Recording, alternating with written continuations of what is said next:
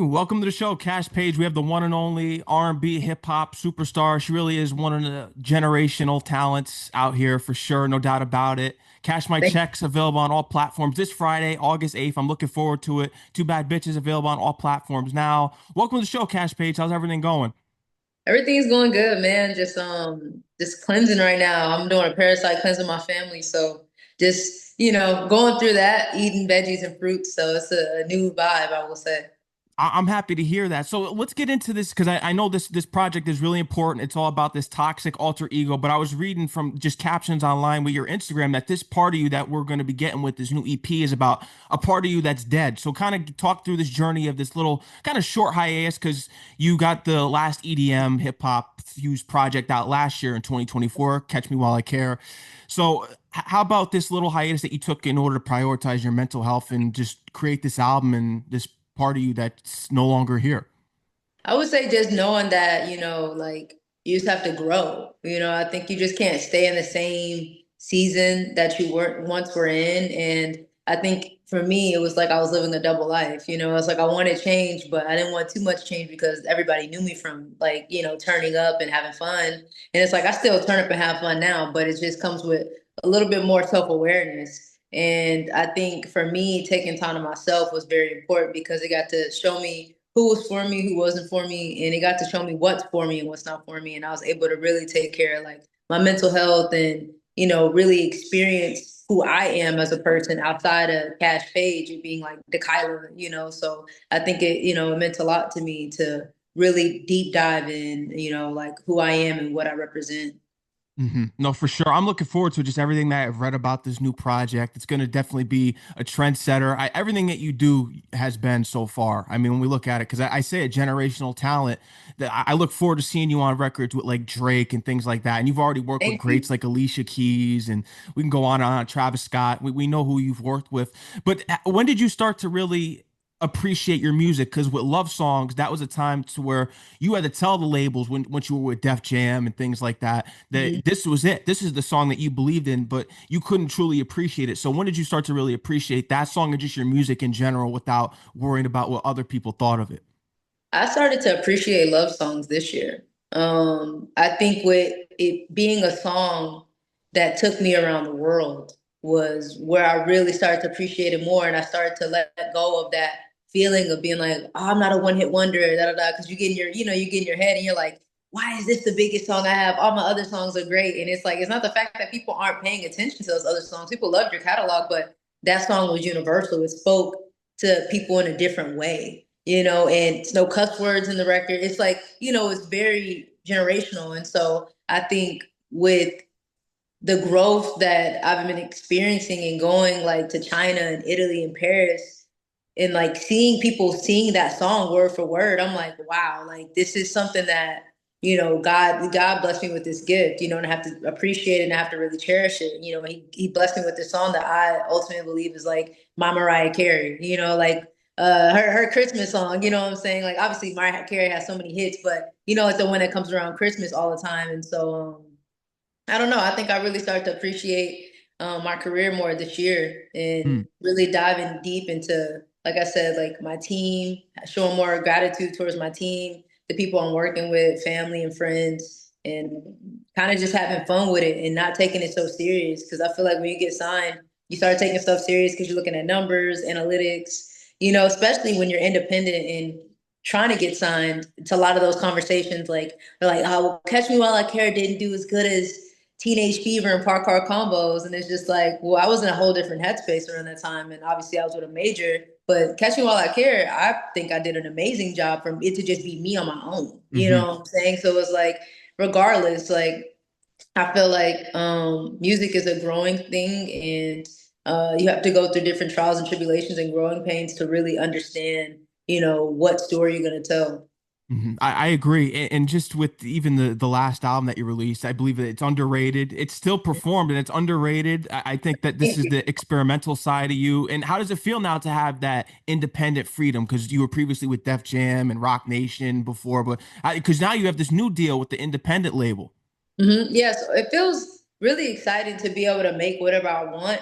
I feel like it wasn't the fact that Def Jam held me back from that. I think I just didn't know what I wanted at the time. Mm, Like if I was pushing out music, I was in the studio daily and was like, I want to drop this. It probably would have went a little bit different, you know. But I also had a lot of turnaround at my on my team, so I really didn't know what direction to go in because I was just like things are always constantly changing. But being at an indie, I think for me, being able to experiment with all my different sounds and people being appreciative of it, it makes a lot more difference for sure. hmm With Cash My Checks, it's most definitely like mixtapey, like a lot of hard 808s. Like I grew up listening to a lot of music with hard 808s, like 3 6 Mafia, Yellow Wolf, you know, like so I would say it's a lot of heavy influence from that, Future, etc. In this project. And hmm so I'm really excited for people to hear this because they've never heard me on these type of beats and they've never seen this, but it's dope because I realize when I do festivals, not everybody wants to listen to R&B music the whole time. You know, it's like they want to have energy. And so I think yeah, sometimes it throws people off because they're like, "Yo, we're used to R&B Cash," but it's like I have to elevate, you know. No, you do, and you have a rock side to you. You grew up on Guitar Hero. Mhm. I did do my research. You were all into the train wreck documentary with Woodstock '99. So, are you looking to throw some mosh pits out there now that you're experimenting into other genres? Yeah. 1,000%. I can't wait to start back doing festivals and curating that because I don't know if there's a woman artist that's doing it. And if it is, I'm mad uneducated and would love to like do research on her and stuff like that too. But yeah, like I see my shows as I continue growing, like female Travis Scott. You know what I'm saying? Like female Travis Scott meet to Drake, right? It's like you got the raging part, everybody's turning up, you got the pyro and Cairo going crazy, and then it's like boom, now we're in our feelings, singing the Drake music, the Frank Ocean type music, and it's like a whole beautiful chaos. You know, it's like just stuff that people aren't really used to at shows. Everybody's used to a particular niche, and it's like with me, I feel like I'm gonna bring everything to the table, and I want to be able to do the Lollapaloozas and the EDCs, you know. Mhm. Yeah, and you will. You just got the headlining tour in China. You got this Better Than Revenge tour coming out. Make sure people are listening to go get those tickets for the shows. But you have this South by Southwest 50 performance. So how is it getting back on this stage? Honestly, I would say getting back on the stage this year, I was really grateful because I didn't have any shows last year. So I was really appreciative to see that I still had fans that rock with me heavy. You know, because you always see the comments, oh, you fell off, this, and that. I never really let stuff like that get to me. Obviously, it makes me want to go harder. But I think to know that I still have people supporting me, literally a line wrapped around the venue and just being able to perform healthy, you know, I think that's the biggest thing. No, for sure. And the soundtrack to my life, because this was originally going to be called The Fall Off. So how come the title switched from there? I switched it because J. Cole was Was had it his J. project Cole was name. doing The Fall Off? Yeah, he was doing the fall off, and so I switched it. But the fall off, I think it most definitely was J. Cole influenced from a song that I heard a while back, but I didn't know he was even dropping a project called The Fall Off until like I told the label, and they were like, "Oh, J. Cole's dropping that has that same album name," and I was like, "Okay, never mind." And then Mm. I switched it to the soundtrack to my life. And it works. It Doubted Me. That's the one for me on that record because I can relate to it in a lot of ways. I'm sure a lot of people can relate to that of success. People just I don't get it. Like a lot of people just want to see the downfall of successful people and Of course. tough. And I've told myself too, like I started telling myself like nobody's sleeping on me. They just have never seen this be done before. And so it's like when they see it, then they're, you know, obviously they're gonna jump on board. But it's like you can't jump on a train if you don't know where it's going. You know, it's like people don't know where the train's going. So I stopped being in the headspace of like everybody sleeping on me, everybody doubting me, this is that. Cause I feel like it started to put me in such like a bitter mentality. Right. But obviously it's like to each his own. But I feel like it also creates a drive in you that you've never seen before because you want to prove not only to yourself, but you want to prove to everybody, like y'all, you know what I'm saying? Y'all should have rocked with me. You know what I'm saying? Like way back when y'all should have rocked with me. Like I've been putting out these hits. Like what are y'all doing? You know? So I think it's a 50-50 thing, you know? hmm Since the K Blast days, they should have been with you. Facts. Yeah. For real. The K Blast days were most definitely insane. I hope that Twitter's not up. I need to delete that. Oh, it's still on there? Oh, okay. I I hope didn't not. even know that. Yeah, I'm gonna have to tell my team to reach out to Twitter if it is. I honestly don't know if it's still on there. I was a kid. I was like maybe 13 or 12, but I feel like my mom deleted my Twitter and though, because I remember she caught me with Twitter one time. She was like, "Why do you have this?" So it honestly might be deleted, but I did used to go by K Blast. Yeah, that's right. That was the original artist name. So your father worked with Indy Irie. He Mhm. was really into the industry, and you had the own setup with the studio space in the closet and things like that. Mhm. You took an interest at the age of 7 to wanting to do music. So when did he recognize that you had a gift at this? I think like I just used to walk around the house and sing all the time. I sing a song called At Last by Etta James. And then my parents always inspired me like to do music, but also like they really inspired me to do a lot of track too because I was fast. I was good at both sports and music. I think it was just me. I was really shy. Like I didn't want to. I was like confident but shy when it came to the music side because I'm like, oh my gosh, all these people are looking at me. Like I need to have a group. So I always used to be like, I have to have a group in order for this to work. And I remember one day going in the closet and asked my dad, like, yo, what are you doing? Like, what are you making? And he was just making beats. And I was like, all right, I want to make a song. And I was like, can I make a song with my friend Emily at the time? And I was like, her dad does music too, but I think this would be dope. And she always used to spend the night over my house. We made a song called Popular. And then I was like, oh, I like making music, and then it kind of just came from there, but then I was never consistent in it. And then in high school, yo, what's up, Pops? In high school, I got like mad, like confident in it because I started to become really competitive and everybody in school was making like music. And so I was like, you know what? Like I can make music too. Like, fuck it. Like, let's just do it. And I made my first song in my freshman year. It was called D&D. Yeah, it I was remember fully that. gang. Yeah, it was fully gang, and then it was D&D. Yeah, and this is the one that your cousin heard it, and they were, this is the one, and they knew it was going to be big from there.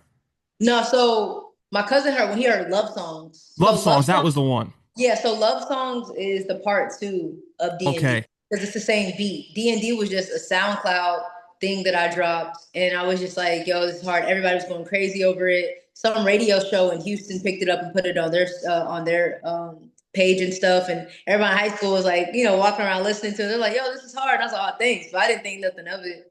And then I feel like I made love songs once I graduated because I went to a school to graduate early because I just kept telling everybody in school I'll be famous one day. I was like, I'm gonna be so big, like I gotta get out of school now. I gotta get out of school now. And I ended up getting out of school. I made love songs and I only had the first verse down, the first verse and hook. And I pulled up on my cousin. We used to like hotbox in the car.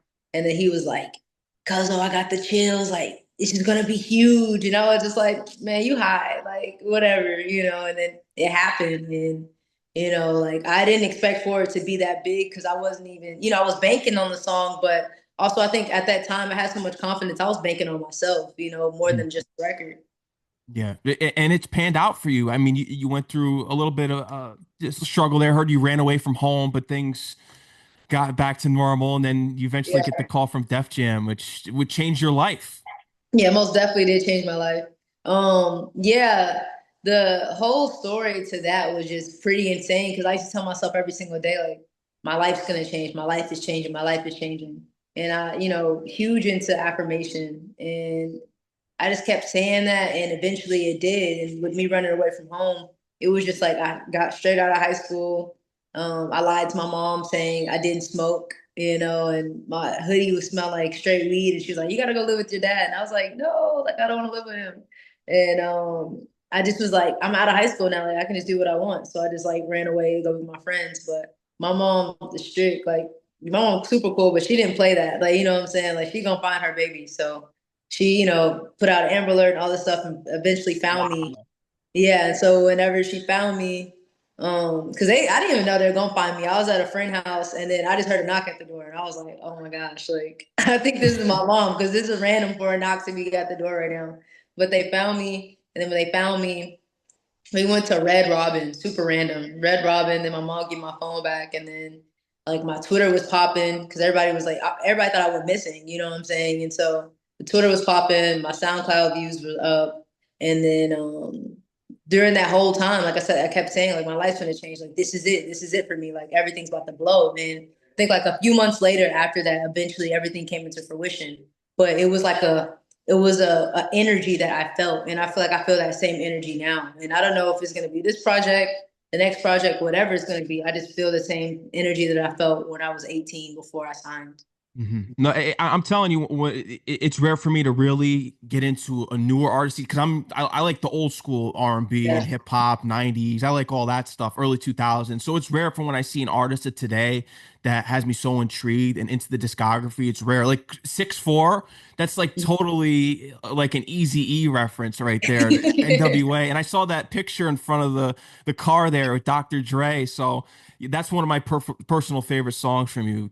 6'4". Yeah, Nah, that one thank you right so there. much. Now that Yeah. song, man, it's crazy. Like when that song comes on, the way that people just dance is crazy. It's like we're basically curating that vibe of how it used to be back in the day. Like I feel like when everybody hear they be, hey, like they just be like turn, like it just gives like, like back in the 80s, back in the 90s, like that classic music, that sound. So I love that record too. I appreciate you. Heat, yeah, fake friends, options, and we know that that relates to the toxic dating climate that we're Mhm. living in today, and who knows when it's going to end. But you make relatable music to get people through dark moments, and that's what really is timeless in the end. To where you have all kinds of people that you've been in the rooms with. Drake, he knew about you once you got to this birthday party. That's how you linked up with him. Like I said, I'm manifesting this track between the two of you, especially I'm with this manifesting outro. it too. I pray it's this year. I feel like that would be so crazy. I also want to just like, I want to make an EP with Drake. I've been saying that for a long time. I want to make like a project with him. I want to write for him if he's open to it. I just want it to be like something crazy. I probably wouldn't sign to Drake, but also you never really, what I'm saying, you never really know. My whole thing is not to really sign anybody, but if the opportunity presents itself and God nudges it, then you shoot for the stars. So I think most definitely I do want to work with him now. I want to get some songs in because I Mhm. believe those would be huge records. What's your Drake era for you? What's that main Drake? Because you're a huge fan of his. So what's that era? Do you like the Take Cares, Thank Me Laters, or are you kind of more into the newer side? I like the So Far Gone. The The So So Far, Far, oh, that's the first Nick. yeah, Yeah. yeah, like So Far Gone and Thank Me Later. That's my favorite Drake. Like I Thank Me like all Later is his my stuff. favorite Drake album too. Yeah, what's your favorite song? Favorite song on that? Oh, if I like Fancy. I like how he closes out Fancy, Yeah, Karaoke, Over, The Resistance. The Resistance probably one of my favorite songs from Drake same. ever. That's one of my favorite songs. So I like how it Yeah. comes on the yesterday. We were getting high. That song's so hard. That one and Yeah. like CC's interlude. Yeah. Oh, that one. Oh, Miss Me. Oh, he's got every Yeah, light up. facts. Unforgettable. Up all Fireworks. night. Yeah, that whole project is insane. I can listen to that from front to back. It I is, remember and my no one first brings time it up. ever. You said, huh? And no one brings that up out of us. Everyone runs to Take Care. Nothing was the same. Thank Me Later is underrated. Facts. I know. I think their biggest thing is like they don't understand that that's literally like he curated a sound that you can't forget. It's like your first time hearing his music, it was like, what is this? Like, like back when like they had like a lot of CDs. I remember my brother and my mom, they had a burnt CD of So Far Gone. And it was like a black CD with blue, like the blue in the middle, and it said Drake So Far Gone. And I was like, "Who's Drake?" So I was a kid. I was like, "Who's Drake?" And so I put it in the shit this CD player, and I listened to it. And I think the first song to play, damn, what was the first song to play? Lust for Life was the Mm. first song to play. And I was like, oh my God, like who is this? And it's successful and all these different songs were playing. I was like, yo, this is crazy. Like, I was like, this is a huge inspiration. And I feel like OVO XO, when that came together, that was a big influence on my sound too. So it was like taking from that sound and trying to make it into my own because that was a heavy influence growing up whenever I first heard his music because I never heard anything like that. No, he's definitely one of a kind, no doubt about it. And he's making the comeback. And I think he needs to get Cash Page on board, like you said, for the EP. There's someone that I was interested in, which I heard that you were in the same room with, Marilyn Manson. How was that being in the same room with him, the Antichrist superstar?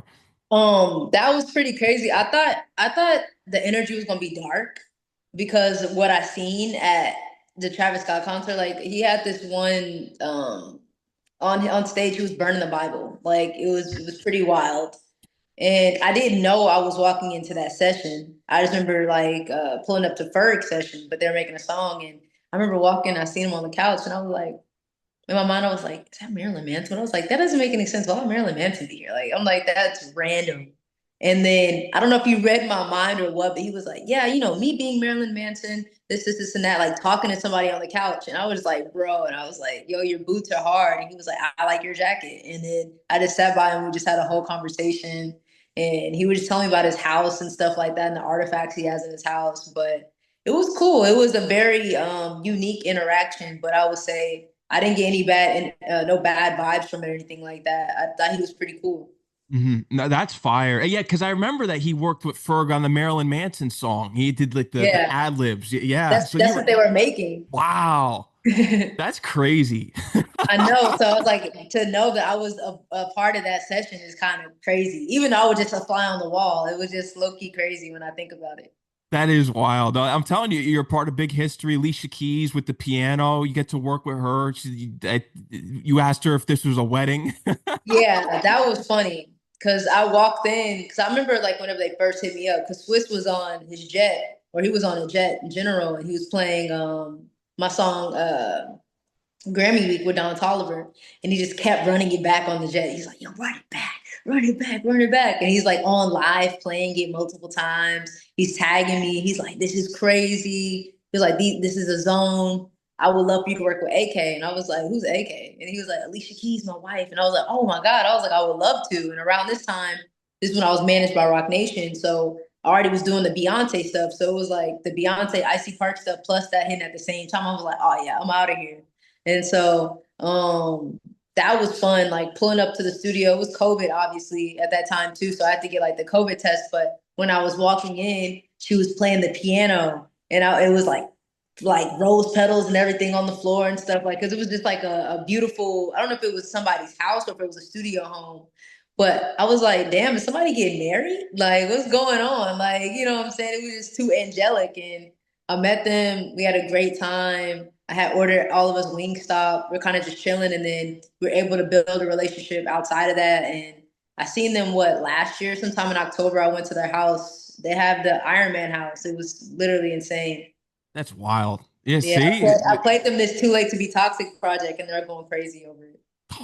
No, I'm telling you that a lot of things are definitely going to be happening. They've happened to you already, but I'm telling you, there's a lot more in store. And I could tell just with the energy that you've been on, and just especially with this EP. So I don't know how much we could talk about the track. Are you open to talking about the track list? 'Cause I know it released in 2 days because I read everything about it. I got the press Yeah, that kit, means but the track listing it drops tomorrow. So yeah, I kind oh, of just filled a project prior to a minute ago. okay. So yeah. Okay. Well, let's get into the intro of this track, just how you wanted to set it off, because this is fire. I could tell that. I can't wait to listen to this intro, just based off of the description. No, thank you. So Girls Gone Wild is Girls basically, Gone Wild. yeah, so it's just basically a rock star lifestyle. You get on stage. It's just about touring and girls going crazy over you. Like when I was in China, like the way that these girls were insane. Like at all the meet and greets, all these girls are asking, "Can I kiss you? Can I kiss you?" Like they didn't want it. Like it was, I was like, "Yo, you didn't even know me." You know what I'm saying? They're like, "Can I kiss you?" And I'm like, "What?" You know what I'm saying?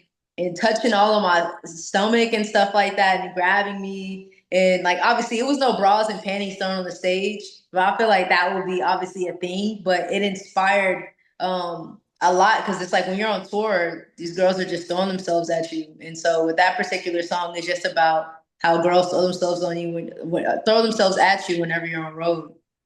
So It's yeah, wild. And then you got Juicy J on this new EP. I'm looking forward to yeah, this. that Pimp song's Daddy. ratchet. Yeah, that song's ratchet. That's like some 3 6 Mafia shit. Like I when I made that record, I instantly thought about him or Yellow Wolf being on the song. Mm. Yeah. Juicy J, I'm telling he always and it's gonna go crazy in the clubs too. He's always got those club bangers. Yeah, his verse is insane. Like when I first heard his verse, I was like, this is out of here. I was like, because it just comes in so crazy, but it's like the most trappiest beat you'll probably ever, I wouldn't say you'll ever hear me on, but it's gonna blow people away. Like I will say, it's me and my mom's ringtone right now.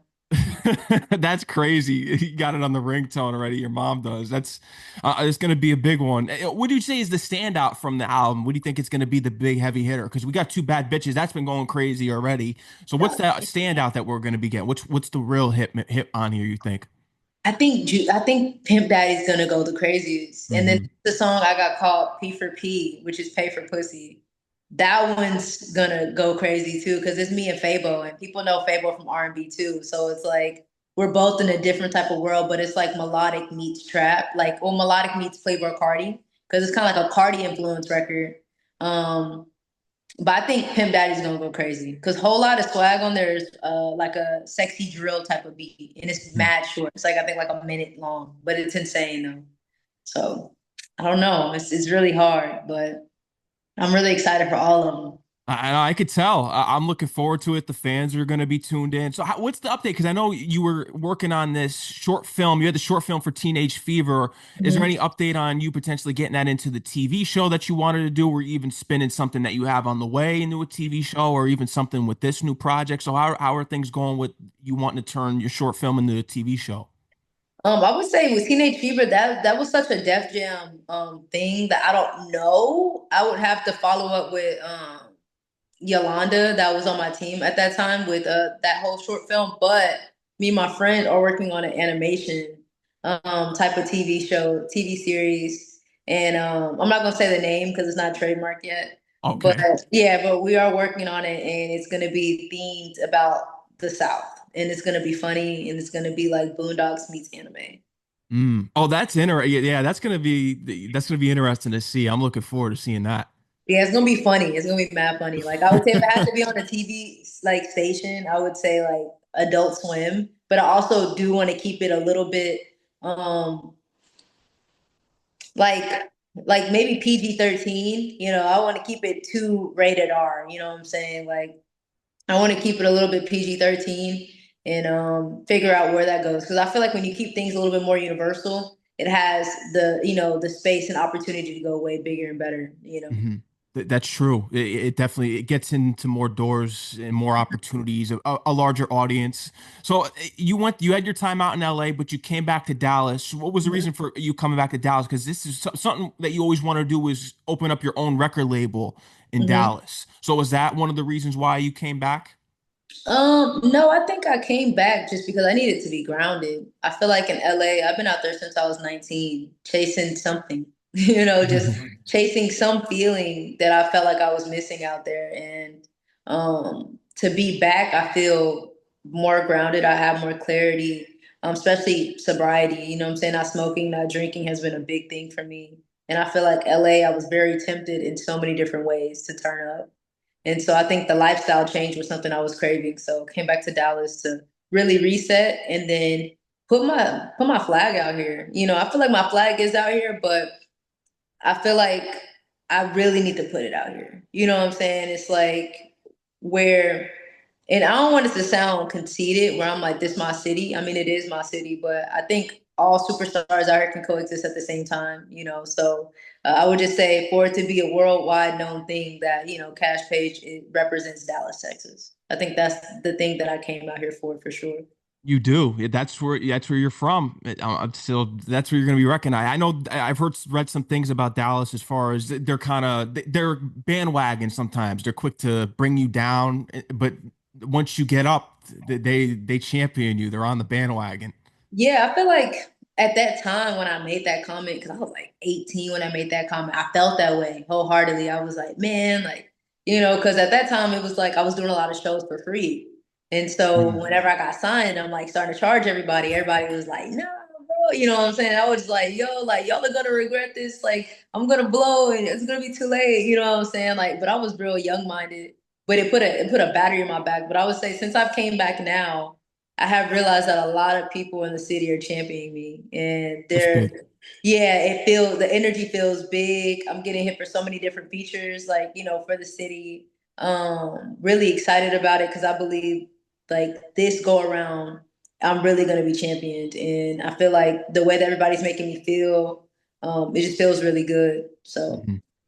No, I'm telling you, they see it. It's I don't know if they saw it in the beginning, but I think they did because I think a lot of times they see it in the beginning, they like to hate because they're not in the position. But it was well worth the wait for sure. Now that they're championing you, so now is it safe to say that you, because when you were younger, I can relate to this as well, is that you had trouble finding yourself. So do you feel as though now with this little hiatus you took, now that you're independent, especially with this alter ego that you're unleashing on the new Cash My Checks EP?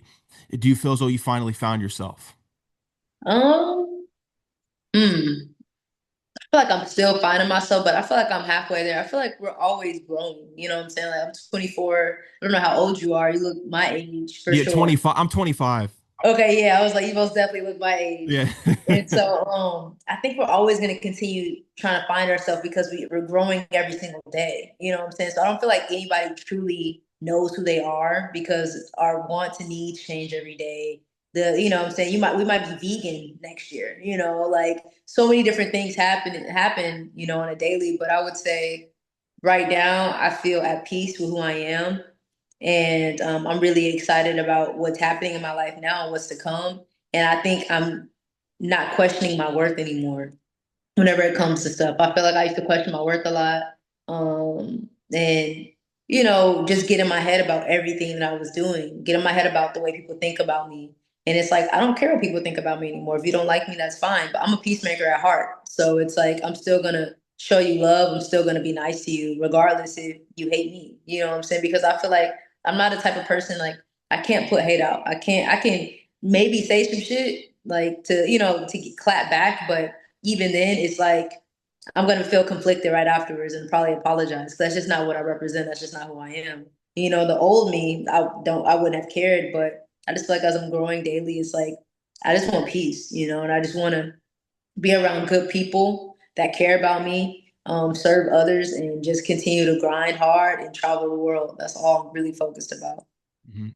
And you're doing it. You got a big tour lined up here. First one's in Canada. Is that the first show? Yeah, Is that it? was Yeah. crazy. I honestly didn't expect the first show to be in Canada. Like, I remember doing my first headline run, we did Toronto, but it was like in the middle. So for the first show to be Canada is low-key lit. Come on, Drake. I'm telling Right? you, it's lining up.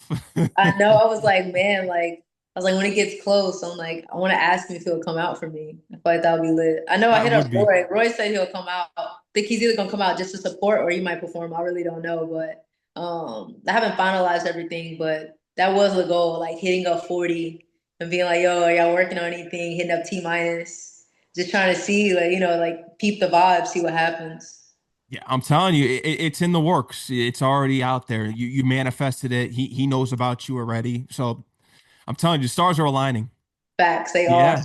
Especially now, I feel like when you clear dead weight out of your life and just really wholeheartedly focus on, what God has planned for you, and you start to feel like conviction and like you start to feel conflicted with the decisions you make. I feel like that's when you know you're in a good place. It's Mhm. like feeling that you're not supposed to be doing something, feeling you're not supposed to be talking to somebody, feeling you're not supposed to be this, and that. You know what I'm saying? And I feel like me being in that place, it makes me make the best decisions of my life.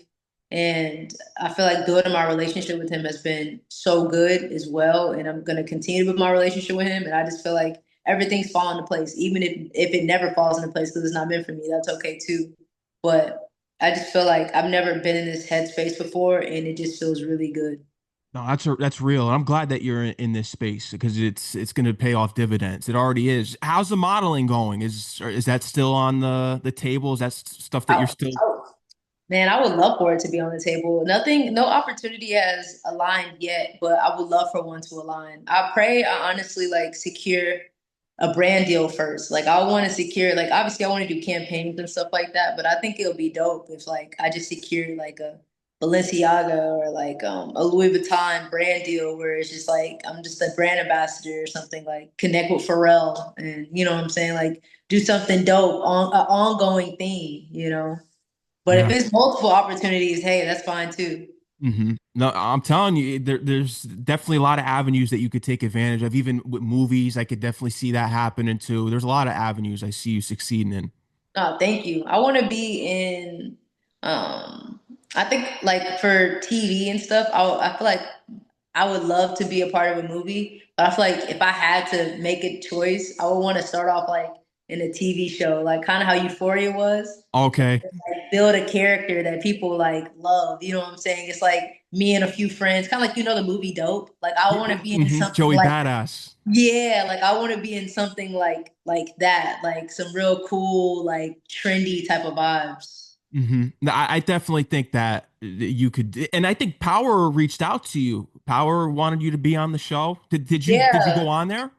No, so I remember getting a script audition to do a self-tape and I did. But it's funny because whenever it came out and I seen who they had me auditioning as, I was like, yeah, this wasn't gonna make sense anyways. Because the girl that I kind of aligned with was the main character girl. I forgot her name on the show because I watched Raising Kanan a lot. But Jukebox. I feel Okay. like yeah, I feel like Jukebox that would align with my character way more. But they had me doing a self tape for one of the girls that was like more girlier and stuff, so it wouldn't have made sense. But I pray the opportunity arises again or another show. So Yeah, it will. It definitely will. I could tell, especially I'm looking forward to seeing what else you have on the way. Is there anything else? I know with the EP, we live in this culture now where it's microwave. Everyone wants the next thing, but are you looking to expand the EP into a series or even an album? What's the plans on extending it? yeah, so this project about to drop, and then I'm gonna drop a single next month, and I'm gonna drop another project on tour. Wow. Yeah, see, It's you gonna already be got it an lined up. R&B project. It's an R&B one this time. Yeah, it's like Yeah. R&B and hip hop. Yeah. R&B and hip hop. Yeah, that's what I label you. You are you're I know you like to be labeled as an artist, but I know when I promoted the show, you're R&B and hip hop. Especially with this EP, you lean more into the hip hop side, which is going to be Yeah. intriguing.